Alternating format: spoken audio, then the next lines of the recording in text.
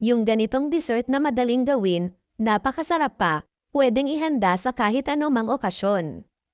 Gagamit tayo ng egg yolks, cornstarch, vanilla essence, kalahati cup mango condensed milk, mango food flavor at isang malaking lata na evaporated milk.